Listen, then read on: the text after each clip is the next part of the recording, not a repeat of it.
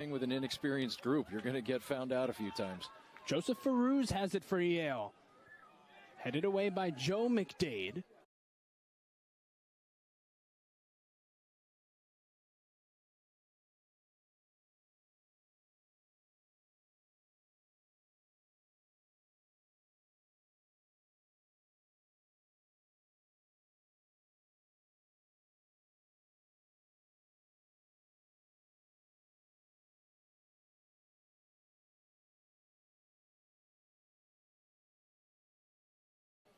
A lot of these coaches are recruiting those programs very heavily for that reason.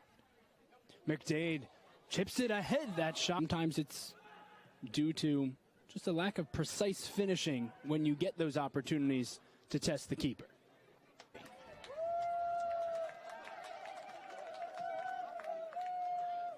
Jack McDaid works it ahead. Zelensky. Wasn't necessarily a shot, but it was vital for Lee to get a piece of that somehow. That ball could not go through. It was inviting right across the face of the goal. Nothing on the score sheet for either team yet, but both of these teams could have 2 or 3 at this point. 25 minutes in. Columbia put Jablé able to rip it away from Andres Garcia. Columbia right back up.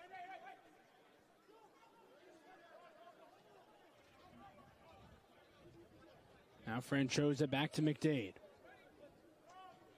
We showed it during the game-tying goal for Alessandro Franchosa last week at Penn was a wonderful strike, and while it gets a lot of the praise and it's warranted, that whole into the Ivy League honor roll for this past week. Of course, his teammate, as we mentioned, Jack McDaid, won Ivy League Offensive Player of the Week.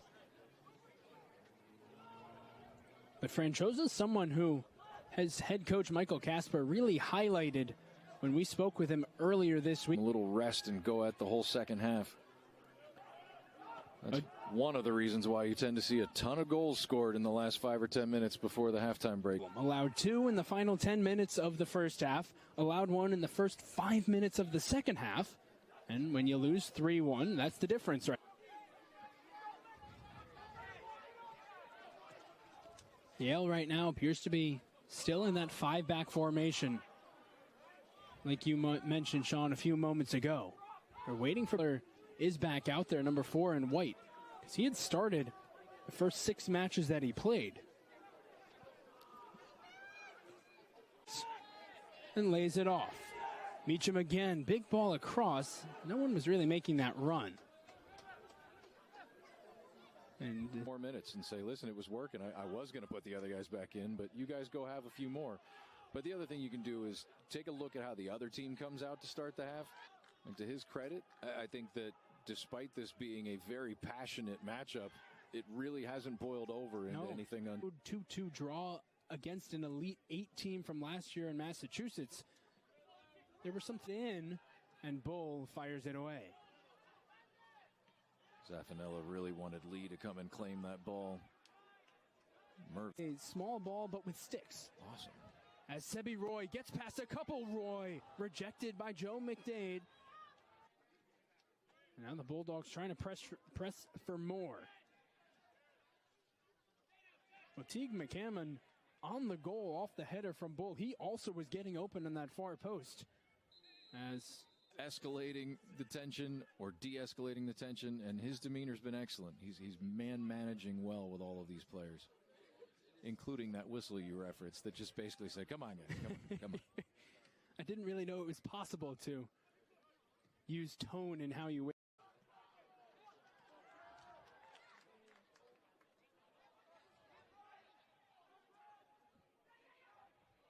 Roy forward, but has not been on for this second half, and it has showed.